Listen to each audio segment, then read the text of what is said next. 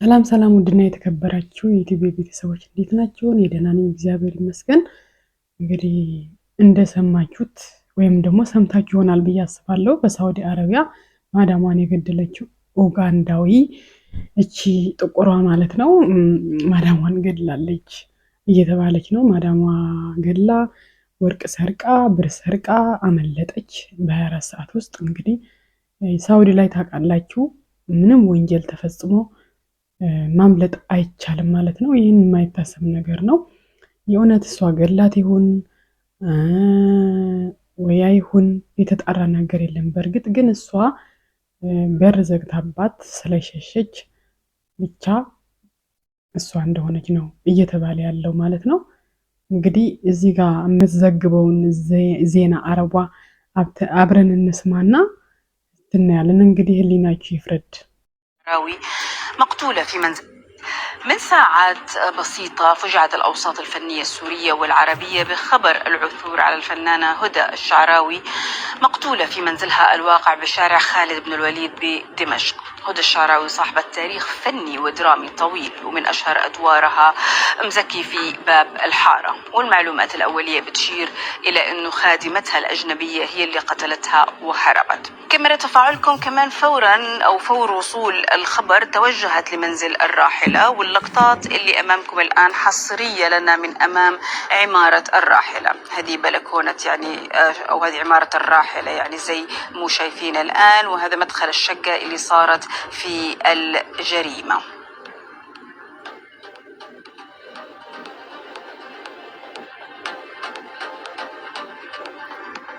ሰራተኛ የተገደለችው አርቲስት ሶሪያዊ ናት። ሶሪያ ከተማ ዲመሽቅ በምትባል ከተማ ትኖር ነበረ እና እቺ ሰራተኛዋ ኡጋንዳዊ እንደዛ ነገር ናት።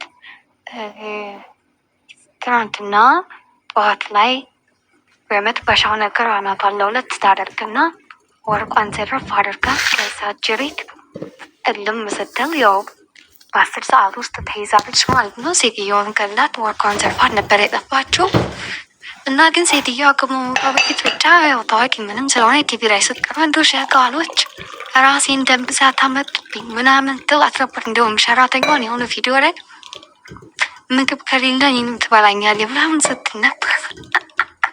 استغفر الله العظيم እንዳይ ይሄን እንገራችሁ ይሄን አላህ ይርሐመው። እንግዲህ እንደሰማችሁት ነው። ቪዲዮ በትንሹ ብዙ ሰው ያወራል በየተራው ልጅቷ ታስፈራለች፣ እንዲሁ ስትታይም ታስፈራለች ብሎም የሚያሾፍ ሰውም አለ።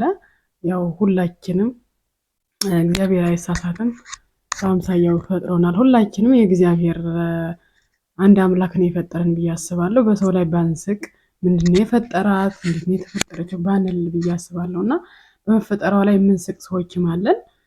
ጥሩ አይደለም፣ ነውር ነው። በተፈጥሮ አይሾፍም በሰው ላይ ግን በሰው በተግባሩ ሊጠላም ሊወነጀልም ሊታሰርም ይችላል። ስራዋ የእውነት ሆኖ ከተገኘ ልትታሰር ትችላለች። ታስራም አለች፣ በእርግጥ ተይዛለች።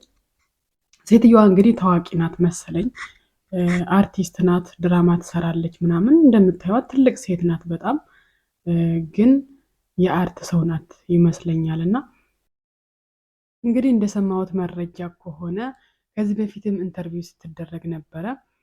ሴትዮዋ 13 ሰራተኛ አባራለች፣ ሰራተኛ እንደማይበረክትላት። እሷም ደግሞ ስንት ድመት ነው አላት በቤቷ ውስጥ 13 ድመት አላት። ከዛ ሰራተኛም እንደማይበረክትላት እቺ ራሱ ከመጣች 3 ወሯ ነው። ሰራተኛዋ እቺ ኡጋንዳዊ ማለት ነው። ከዛ እንግዲህ ኢንተርቪው ስትደረግ ታስፈራለች ስትል እንደነበረ ነው የሰማሁት። ታስፈራለች ልጅቷ፣ ምግብ ከሌለም ልትበላኝ ትችላለች፣ እኔም ትበላኛለች ስትል እንደነበር ነው እያወራ ያለው ሰው ማለት ነው። እንግዲህ እሷ ላትሆን ትችላለች፣ ልትሆን ትችላለች። እንግዲህ መስኮትን እያሳየች በመስኮት ገድላት በር ዘግታባት በመስኮት ዘላ እንደጠፋች ወርቅና ብር ሰርቃ ነው እንግዲህ ተይዛለች። በእርግጥ ልጅቷ የትም አታመልጥም።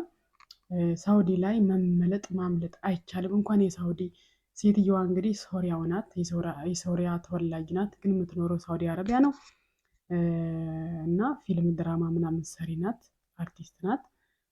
ግን ትልቅ ሴት ናት እንዳያችኋት ማለት ነው። ትልቅ ትሁን ትንሽ የሰው ነፍስ አጥፍቶ እረፍት የለም እና እንኳን ህግ ባለበት ሀገር በጣም ከባድ ነው እና እንዳው ቆም ብለን ብናስብ በእውነት በአጭር መንገድ ለማደግ እንዲያልፍልን ከምንወስን እንዳው ጥረን ግረን እንኳን አልተባረከልንም፣ እንኳን ሰርቀን የሰው ነፍስ አጥፍተን ቢያንስ የእውነት እሷ ከሆነ የገደለቻት እግዚአብሔር ይቅር በላት፣ እንዳው ልቦና ይስጠን፣ የሞተቿን ነፍሷን ይማራት እና ከባድ ነው። በጣም በጣም ከባድ ነው። የሰው መሞት ምክንያት አያርገን ፈጣሪ አምላክ። በእውነት ነው የምላቸው።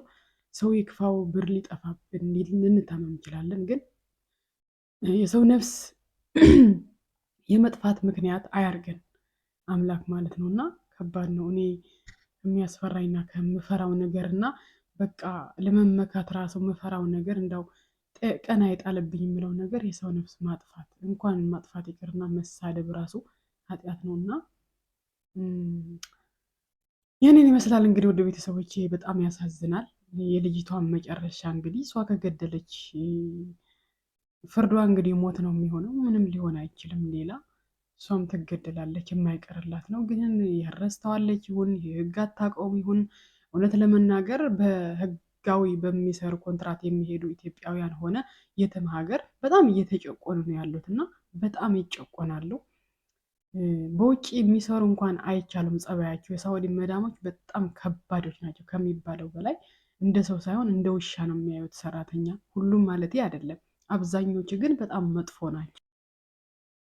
እና ውድና የተከበራችሁ ቤተሰቦቼ ይህን ነው ያለው መረጃ። እንግዲህ እስካሁን ያለው መረጃ እሷም እስር ቤት እንዳለች፣ እሷም እንግዲህ ሬሳዋ መመርመር ይቻላል። ማን እንደገደላት ሬሳዋ ይመረመራል፣ ይጣራል። እንግዲህ የምንሰማው ይሆናል ማለት ነው። ከዚህ ሰውረን አፍሪካውያን ሰውን መግደል አልተቻልንም፣ እውነት ለመናገር አልተቻልንም። በቃ ሰው መግደል ነው። በጭንቅላታችን መስራት አቅቶናል። በአጭር መንገድ በቃ ሰውን መግደል እንዴታችን እንደው አንዳንዴማ በቃ እንደው እኛ እኮ ገንዘብ የማይሰጠን ራሱ ጥጋባችን ስለማንችል ነው ብዬ ነው የማስበው። እውነቴን ነው የምላቸው። ኢትዮጵያውያን ብዙ ጊዜ በአንዴ ነው ፊ ነው የሚያደርገን ጥጋብና ጥጋባችን ወዲያው አፍንጫችን ላይ ነው የሚደርሰው። ለዚህ ይመስለኛል እንዳው ሰው ቤት ተገዝተን እንድንኖር ያደረገን እላለሁ አንዳንዴ። እና በቃ ከእውቀታችን ጥጋባችን ይበልጣል ብዬ አስባለሁ። አላቅም። ሁሌ ለመጋደል ቢላ መያዝ ምናምን ሰውን መግደል ላይ እንሯሯጣለን እና እግዚአብሔር ልቦና ይስጠን። እውነቴን ነው የምላችሁ። ሰውን ሳይሆን ፈጣሪን እንድንፈራ በህሊናችንን እንድንጓዝ እግዚአብሔር ይርዳን እላለሁ። ይህን ይመስል ነበረ ውድና የተከበራችሁ ቤተሰቦቼ። ቻው ቻው።